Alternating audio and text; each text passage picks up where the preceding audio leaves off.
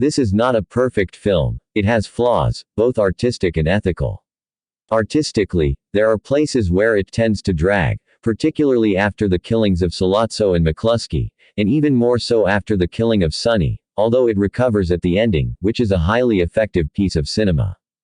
Ethically, I felt that the film tended to take the character's worldview too much at face value. Don Vito may be a dictator, but he is in his own eyes a benevolent dictator, a man of honor who lives by his own moral code. As others such as Roger Ebert have pointed out, this is a film which views a closed society from the inside. The only outsider is Kay, and her role is a relatively minor one. As a result, we do not get to see the damage that organized crime does to the fabric of society, and the mafia's own view of itself is never openly challenged.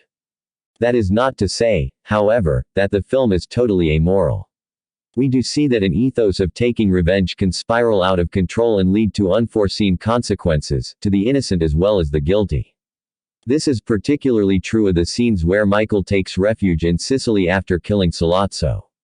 The dead man's associates track him down, and a bomb meant for him instead kills his innocent young Italian wife Apollonia. Although there may be no overt condemnation of the moral position of the mafia, there is implied criticism of its bloodier deeds. All the characters, whatever the crimes of which they may be guilty, are careful to pay lip service to the Catholic Church and its rituals.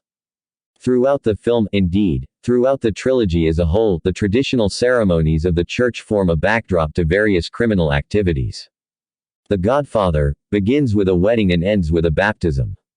It seemed to me that Coppola was using these scenes to make an ironic contrast between the values of organized crime and those of Christianity, especially at the end of the film. Michael, already a godfather, in the metaphorical sense of a mafia boss, becomes one in the literal sense of a baptismal sponsor.